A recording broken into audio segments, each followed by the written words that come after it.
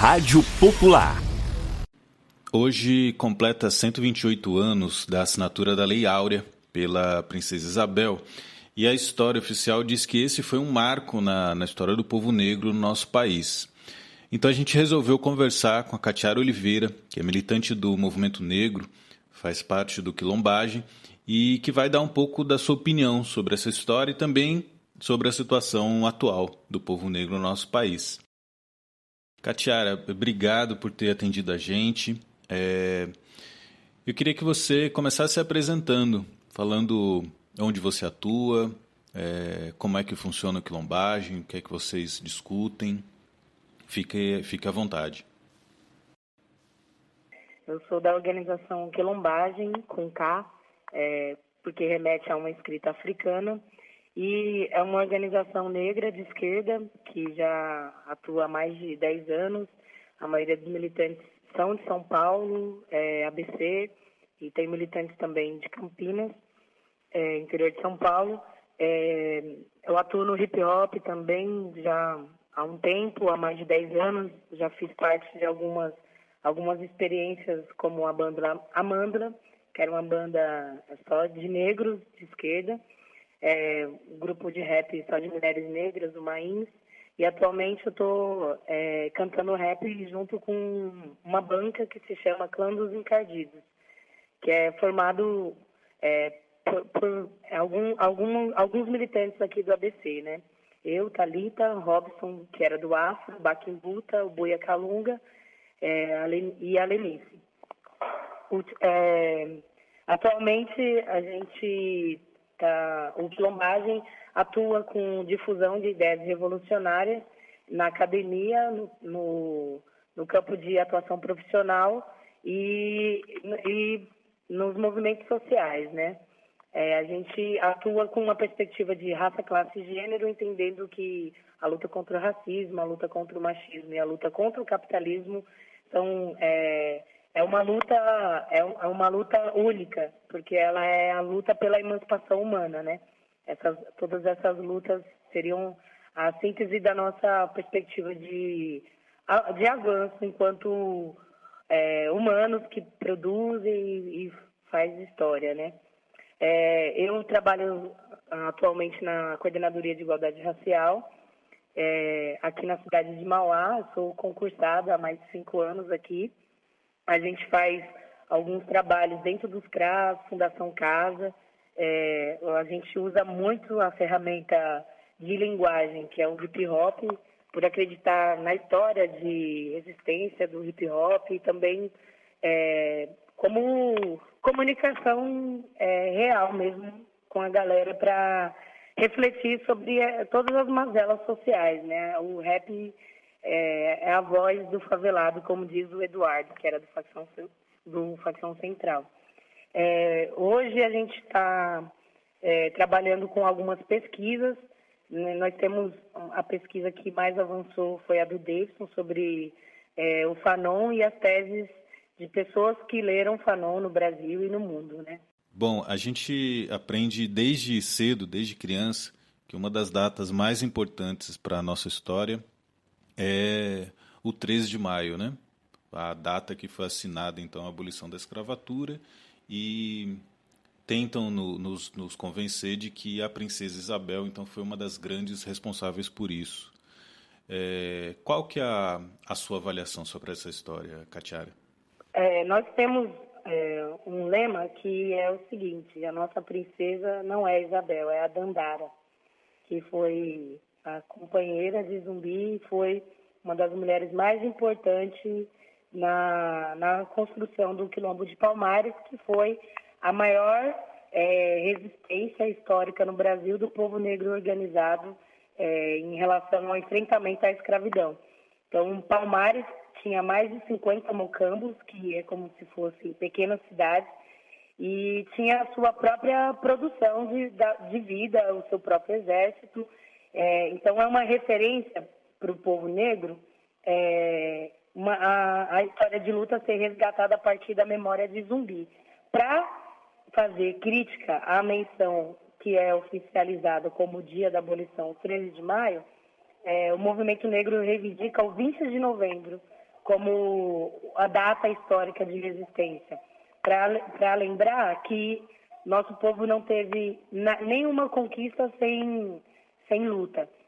No caso, a abolição é considerada uma falsa abolição porque no dia seguinte do 13 de maio, ou seja, o dia 14 de maio, se deparava com uma lei que oficialmente dizia que todo negro ou ex-escravizado era livre, porém sem direito à moradia, sem direito a trabalho, sem direito a acesso às políticas públicas. E hoje isso é reflexo, né? Quando a gente vê que a periferia, a favela, o morro, as piores condições de moradia são formadas por maioria de famílias negras, né? Esmagadora, a maioria são famílias também chefiadas por mulheres negras sozinhas, né? Vivendo condições precárias, né? Desde o acesso à saúde, a trabalho. E nós sabemos, o movimento negro sabe que sem a luta das mulheres negras no pós-abolição, que aí já entra uma contribuição da mulher negra para a história, né? Sem a atuação das mulheres, nós estaríamos extintos praticamente, enquanto povo, porque com as irmandades, trabalhando muito, juntando dinheiro para alforriar escravizado, com mulheres que praticavam envenenamento do senhor de engenho, mulheres que ajudavam nas fugas da senzala, as mulheres que cometiam suicídio, as mulheres que cometiam infanticídio, que é matar o filho assim que nascia, porque preferia ver o filho morto do que escravizado, para ter uma dimensão do quão era violenta a escravidão, né? Então, a atuação das mulheres negras na escravidão e no pós-abolição foi de suma importância para estarmos vivos hoje, né? E ela simboliza toda essa força que o povo negro tem. E o mais importante destacar da resistência do povo negro como um todo era o medo que o Brasil, que teve o maior tráfico de escravos, que teve o maior número de presença africana fora da África, o maior medo da elite, da burguesia, era uma revolta como a do Haiti, que resistiu a uma colonização e depois pagou um preço alto por isso, né? O Haiti ficou isolado, hoje vive numa extrema miséria, e foi a resistência do Haiti que causou um medo no mundo todo, mas principalmente no Brasil, porque era uma quantidade muito grande de africanos, uma resistência seguir esse exemplo, né? Não é contado nos livros de história, por isso que a Lei de História de Ensino da África é importante, para a gente compreender a África antes da escravidão também. Houve também resistência antes da colonização, exército comandado por uma mulher que chamava Nzinga, em Angola, que botou portugueses para correr, né? Então, todas essas experiências nós não temos acesso, porque é um perigo um negro bem informado, um negro organizado nesse sentido, porque ele representa todas as mazelas, todas as desigualdades sociais sintetizadas no racismo aqui no Brasil. Então, a gente vê, por exemplo, que todas as formas de resistência, ou ela é omitida ou ela é deturpada. E a maioria dos nossos heróis, eles foram brutalmente assassinados, né? Martin Luther King, Malcolm X, o próprio Zumbi com a cabeça cortada em praça pública, dentre outros que são vários, né? Para lembrar aqui, a resistência do Black Panthers, a experiência mais recente revolucionária do Marighella, né? Então, todas essas resistências, a gente é explicada, inclusive, numa obra que chama Rebeliões da Senzala, do Clóvis Moura, na categoria Quilombagem, que ele vai explicar que foi todo esse processo de rebelião, de resistência, de enfrentamento direto que levou a elite a ter um prejuízo com a escravidão. Então, a abolição, ela foi tardia, né, oficialmente tardia, e mesmo depois da abolição houve ainda mais, por mais um período, em muitas fazendas continuava tendo a lógica, né, de escravidão, porque os africanos não eram assalariados. Então, nesse sentido, é importante resgatar o Clóvis Moura, que é um sociólogo negro brasileiro, comunista, que vai trazer na história a importância da presença negra no Brasil em relação ao enfrentamento à escravidão. Outra coisa que é importante resgatar é que toda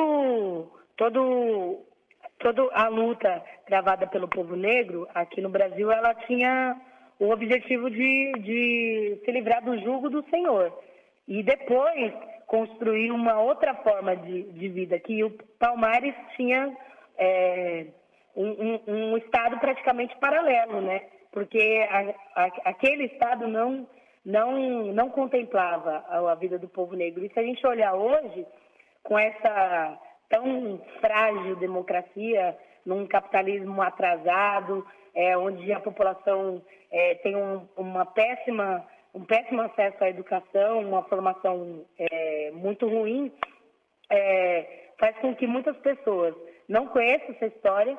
Primeiro, não se vê como negro, porque o racismo faz com que as pessoas acreditem que é isso que está por trás da ideologia do racismo, né? Que todo negro é burro, feio, inferior e existe para servir, não para pensar, para produzir, para, enfim, para ter dignidade humana, né? É sub-humano, é considerado um humano inferior.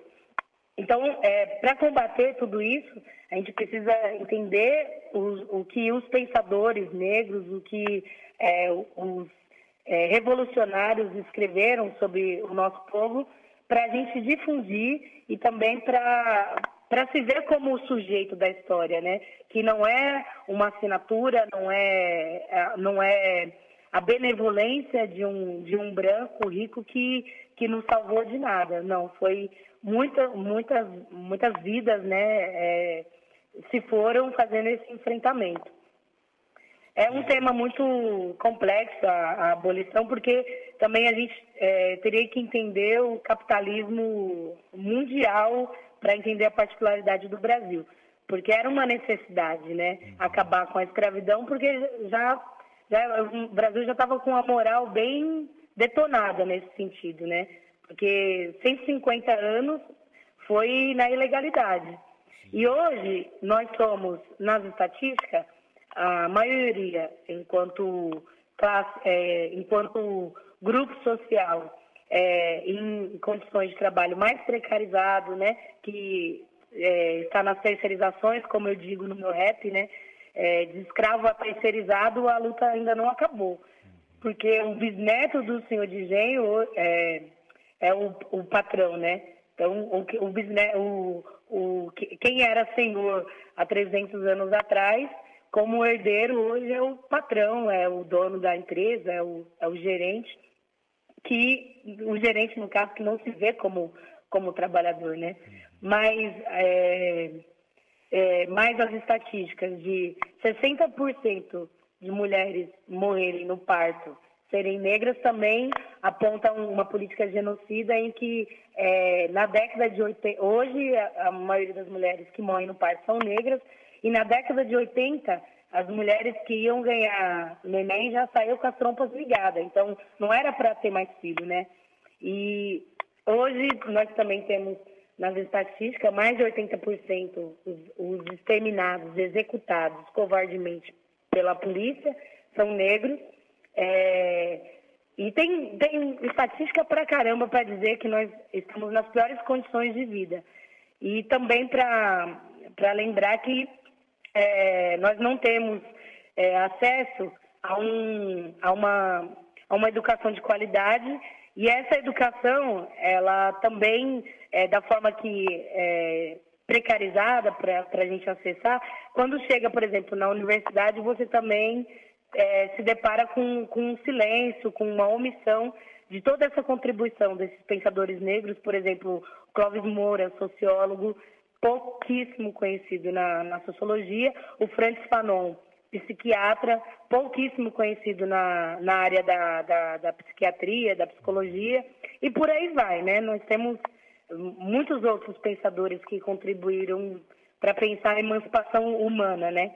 Mas são desafios que a gente tem que enfrentar, e hoje nós temos movimentos que são mais avançados que faz esse enfrentamento direto, como o movimento independente Mães de Maio e a campanha Reaja ou Será Morto, Reaja ou Será Morta. Mães de Maio, que começou aqui em São Paulo por conta das chacinas que ocorreu há 10 anos atrás, e hoje está sendo federalizada as investigações. A campanha Reaja ou Será Morto, que é lá da Bahia, que faz um enfrentamento direto de denunciar a polícia, de acolher as famílias, muitas vezes, inclusive, de ajudar financeiramente, porque esses jovens assassinados, a maioria deles eram provedores, né, da família, era arrimo de família, eram jovens em idade produtiva, idade reprodutiva. Então, isso aponta também um controle populacional, no caso do povo negro, porque a gente identifica que o genocídio ele é econômico, ele é ideológico, no caso, também, e ele é naturalizado, que essa é o desafio também, né? Fazer com que as pessoas percebam que não é normal, não deve ser considerado natural o fato de morar na periferia, na favela, ser assassinado e confundido com ladrão. Primeiro porque aqui não tem pena de morte, legalmente falando, né, todas as pessoas são inocentes até que prove o contrário, então ela tem direito a julgamento. E ainda vários outros casos, como o caso do Davi Fiuza, que foi sequestrado na porta de casa por homens encapuzados, cuja mãe descobriu muito tempo depois que ele foi executado por 23 policiais, e ela não teve o direito nem de velar, nem de enterrar o próprio filho. Então, para ter a dimensão que essas vidas, por conta do racismo, é considerado vidas que valem menos, né? E a gente combate essa ideia, porque há um pequeno grupo social privilegiado na sociedade em relação ao tal combate às drogas, né? Que a gente sabe que isso é uma mentira safada, porque o tráfico dá dinheiro, gera economia, inclusive emprega mão de obra que o Estado não quer empregar. Porém, se é um boy que está na universidade vendendo balinha, vendendo bomba para ficar musculoso, ele tem um tratamento diferenciado. Ou qualquer outro crime que ele comete, como o caso o filho do Thor Batista, que arranca um braço e vai lá, paga um dinheiro para o delegado e está de boa. Enquanto isso, uma pessoa que está na viela, ou que está passando na viela, ou que está fumando baseado, está correndo risco de morrer. E muitas mães vão para a luta para defender moralmente a imagem do filho que foi executado, para dizer, olha, meu filho não era bandido. E muitas mães, elas se movimentam por isso. E aí, nesse caminho, elas vão descobrindo várias coisas, inclusive, principalmente, o mais importante, que eu vejo na força dessas mães, que mesmo de luto, né, vão para o arrebento, vão denunciar, vão com atestados de óbito e foto enfrentar promotor, delegado, tenente, para dizer que esse Estado, essa democracia não nos serve. Então, existe um papel revolucionário feito por esses movimentos que toda a esquerda, todo o movimento social precisa se atentar, porque, como diz os militantes da Reage, do próprio movimento Mães de Maio, não há luta se nós não estivermos vivos. Então, a luta contra o genocídio, ela é a luta em defesa da vida. Antes de mais nada, é defender o direito de estarmos vivos, para que depois de superar essa política genocida, a gente pensar outras formas de emancipação, de avanço. Enfim, são lutas que a gente precisa se atentar. É tão importante quanto as ocupações das escolas, por exemplo, porque são jovens sendo sujeitos ali da sua história, entendendo todos os problemas por volta da instituição, da escola, que tem mais cara de prisão e formação de mão de obra barata, do que um espaço de troca de conhecimento, de cultura, né? E eles têm a sua legitimidade. Eu estou partindo aqui da realidade de São Paulo, mas a gente sabe que tem Goiás, Ceará, Rio de Janeiro, vários outros estados também está rolando ocupação. Mas, no caso do enfrentamento ao genocídio, é uma luta que põe em evidência o fascismo, né? Põe em evidência o racismo institucional, põe em evidência o papel revolucionário de uma mulher, mãe, trabalhadora, que para o seu cotidiano para fazer para travar uma luta que, para elas, não tem mais nada a perder, né? Perdeu o amor, a presença do seu filho, e por conta desse sofrimento ela vai canalizar para fazer essa denúncia, esse enfrentamento. Então, a gente considera importante estar acompanhando Mães de Maio por isso, porque são mães que têm muito a nos ensinar, né? Mulheres que com o ensino fundamental incompleto já entendeu o que é o capitalismo, no sentido mais doloroso, né? O sentido de sentir na pele que essa sociedade não nos serve, né? Não da forma que está colocado a nossa produção da vida. Bom, Catiara, eu tenho certeza que bastante gente vai gostar do que você está dizendo aqui para a gente, mas se alguém quiser pesquisar um pouco mais, quiser saber um pouco mais, o que é que você indica para essas pessoas? Quilombagem com K.org. Então é KILOMBAGEM.org. Quilombagem.org. Nós temos vários artigos, textos, nós trabalhamos com formações também, né? É só dar um salve, a gente se organiza e vê como faz para somar. A gente trabalha com formações mais ligadas aos temas raciais, né? E tem também alguns vídeos, e a gente também tem algumas indicações de produção artística, por exemplo, que a gente usa bastante para conversar com jovens, com oficina, e também dentro de programação de atividades culturais, o Baquimbuta. Baquimbuta tem um álbum que se chama UPP, Universo Preto Paralelo, e ele está lançando o segundo álbum já, logo mais vai sair do forno, aí um trabalho incrível, e a gente recomenda esse CD pelo fato dele trazer várias experiências musicais dentro da pesquisa da música negra, várias linguagens da música negra, mas partindo da experiência do hip hop, do rap.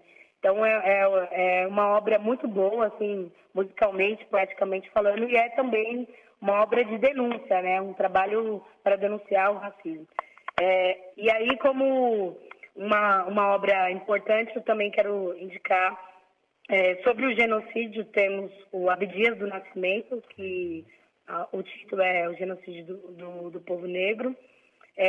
Tem também Sociologia do Negro Brasileiro, para entender, por exemplo, que quando a gente reivindica cotas, a gente não está reivindicando uma política enquanto fim, mas uma política enquanto meio para a gente ter dignidade de acesso mais equitativo, né, nas universidades, e para a produção do conhecimento a partir do nosso olhar. Só que também entendendo que é o mínimo enquanto política de reparação para um Estado que nos deve até a alma, né, que nos deve até o talo. Então, pensando nisso, no Sociologia do Negro Brasileiro, nos dá uma base para entender que o primeiro a ter cota foi o colonizador. O segundo, com a imigração da mão de obra italiana, para substituir a mão de obra negra. E ele também, nesse mesmo livro, ele trabalha a miscigenação, porque é muito importante a gente entender o racismo a partir das particularidades do Brasil, né? Um país hipercolonizado, com o capitalismo atrasado, onde toda a sua base foi erguida em cima de um cemitério indígena, né? Que era o povo que vivia aqui antes e foi dizimado e ainda está na luta e na resistência, como eu conversei com a dona Leila ontem, na Gaviões da Fiel, na atividade do Mãe de Maio, que inclusive foi muito boa, foi muito importante. Conversei com várias mães. E com a dona Leila, que é Guarani Kaiowá, ela estava dizendo, nós temos que sempre lembrar que o genocídio, o primeiro genocídio foi, que ainda está em curso, é o genocídio indígena. E que se nós nos juntarmos, essa foi a fala dela, se a gente unir o favelado, o negro e a população indígena, é gente pra caramba, é o suficiente para fazer a revolução nesse país. Porque são exatamente quem não tem mais nada a perder, a não ser os seus grilhões, né? E as mortes desse povo, especialmente do povo indígena, não comove, né? Não comove, não mobiliza. Muitas vezes o movimento negro está preocupado, sim, em fazer o enfrentamento do racismo, mas a gente tem que entender que essas lutas, na verdade, elas se encontram na mesma trincheira, né? Já que o nosso inimigo é o mesmo, né? Sim. A gente conversou com Catiara Oliveira, militante do Quilombagem, há muito tempo aí no movimento negro, que falou para a gente a sua opinião sobre o 13 de maio, sobre a nossa história e também sobre a situação que o nosso povo negro se encontra aqui no nosso país. Se você gostou, compartilha, passa para os seus amigos, suas amigas, recomende. O nosso site é www.radiopopular.org e a gente também tem uma página no Facebook, só procurar lá por Rádio Popular. Um abraço e até a próxima. Até a próxima.